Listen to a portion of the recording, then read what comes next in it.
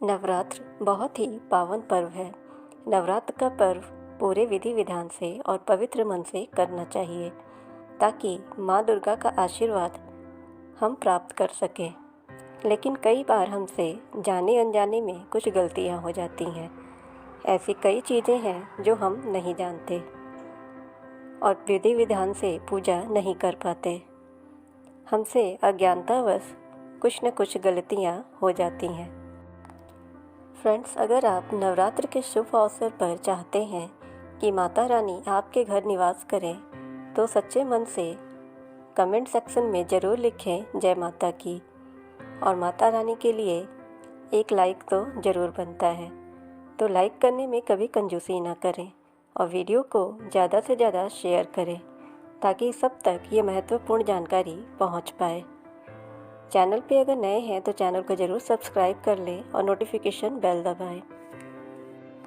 इस वीडियो के माध्यम से आज आप जानेंगे कि किन महिलाओं को भूलकर भी नवरात्र का व्रत नहीं रखना चाहिए, नहीं तो बहुत बड़ा अनर्थ हो सकता है। इसलिए इन महिलाओं को नवरात्रि का व्रत नहीं करना चाहिए। इनके व्रत से माता रानी कभी प्रसन्न नहीं होती। इस बार की नवरात्रि बहुत ही शुभ है, लेकिन कुछ महिलाओं को माता रानी का व्रत नहीं करना चाहिए। मान्यताओं के अनुसार आज हम जिन महिलाओं के बारे में बात करने वाले हैं उन्हें नवरात्रि के व्रत से हमेशा दूर रहना चाहिए, नहीं तो माता आपसे क्रोधित भी हो सकती हैं, आपके साथ अनिष्ट हो सकता है और आपके पति पर संकट भी आ सकता है। तो चलिए जानते हैं किन्हें व्रत नहीं करना चाहिए। तलाकशुदा महिला को व्रत नहीं रखना चाहिए। नवरात्रि का व्रत तलाकशुदा पुरुष या महिला किसी को भी नहीं करना चाहिए। ऐसा करने से माँ दुर्गा कभी खुश नहीं होती। शास्त्रों के अनुसार शादी दो दिलों का बंधन है, जिसके बंधन में आजीवन रहना चाहिए, ना कि अलग अलग टूटे हुए जोड़े को माता रानी कभी स्वीकार नहीं करती। टूटे हुए जोड़े का पूजा पाठ करना शुभ नहीं माना जाता। अगर पति पत्नी एक साथ जोड़े व्रत करते हैं तो माता रानी सबसे ज़्यादा प्रसन्न होती हैं और अपना आशीर्वाद देती हैं। इसलिए दोनों को मिलकर पूजा पाठ करना चाहिए।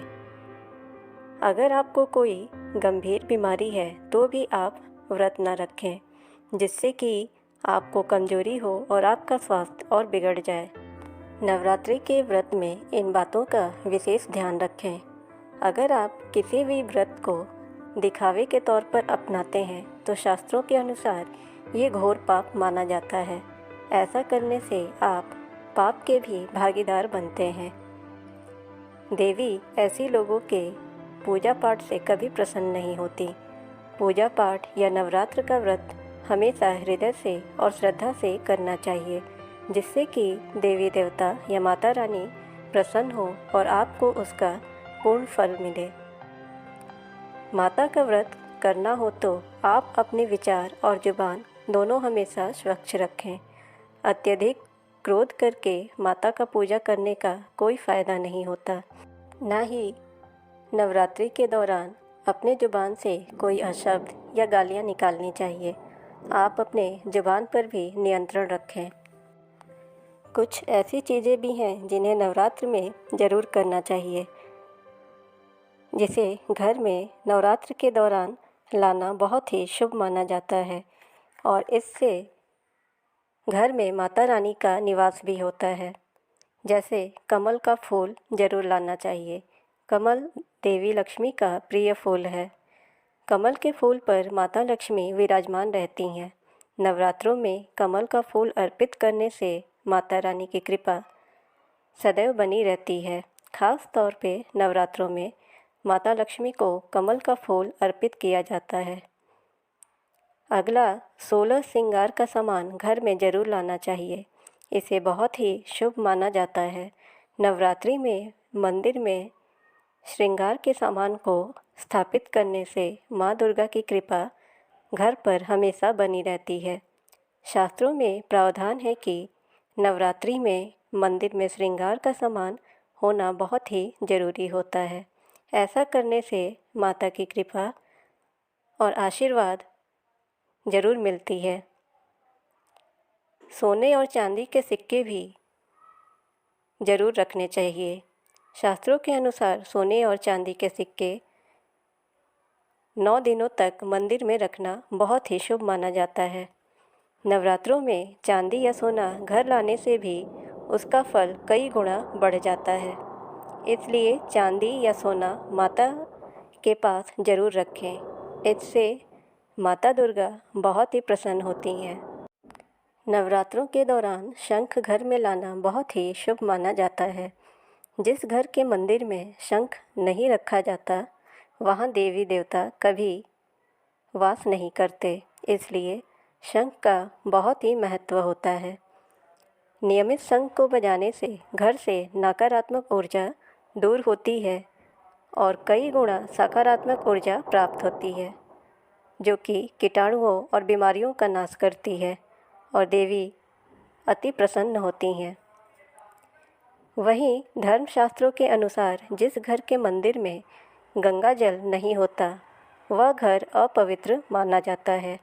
गंगा जल मंदिर में अवश्य होना चाहिए।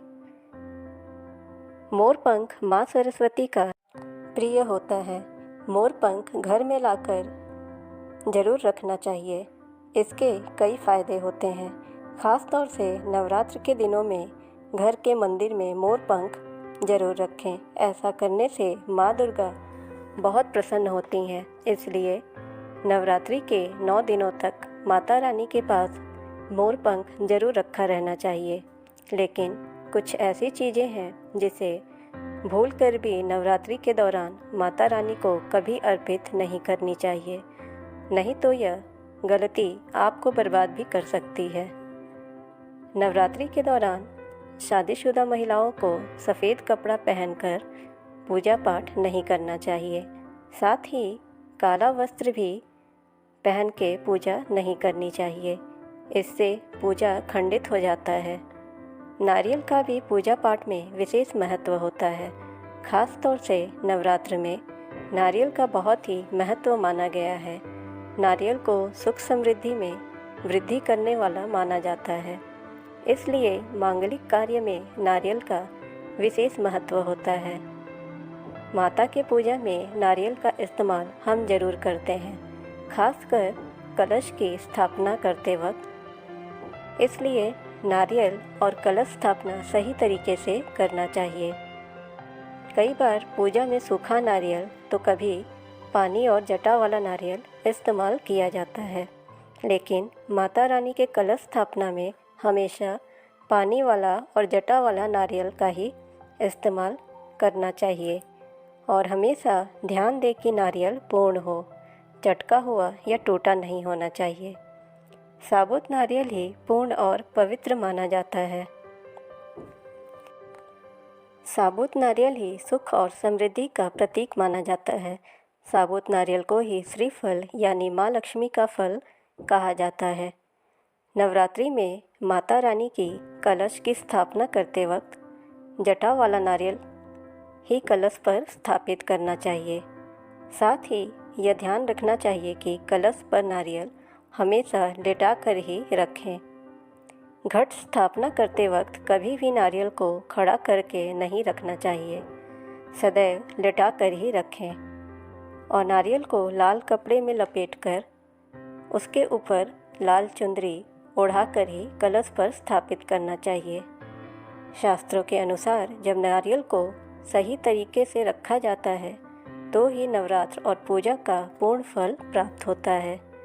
और नारियल महिलाएं जरूर चढ़ाएं, लेकिन कभी नारियल को फोड़े नहीं, क्योंकि नारियल को बीज रूप माना जाता है। इन बातों का विशेष ध्यान रख के नवरात्रि की पूजा पाठ को हम सफल बना सकते हैं। शास्त्रों में ऐसी बहुत सी महत्वपूर्ण जानकारियाँ दी हैं, जिन्हें हम जान के उसके हिसाब से अगर पूजा पाठ करें तो उसका 100% फल हम प्राप्त कर सकते हैं और किसी भी त्रुटि या गलती से बच सकते हैं। फ्रेंड्स, ऐसी जानकारी के लिए आप हमारे चैनल को सब्सक्राइब करें और नोटिफिकेशन बेल ज़रूर दबाएं ताकि मेरी हर महत्वपूर्ण वीडियोस आप तक पहुंच पाए। और वीडियो को ज़्यादा से ज़्यादा लाइक एंड शेयर करें ताकि ये जानकारी सभी तक पहुंच सके। कमेंट में ज़रूर लिखें जय माता की। मिलते हैं ऐसी ही वीडियो के साथ। Thanks for watching.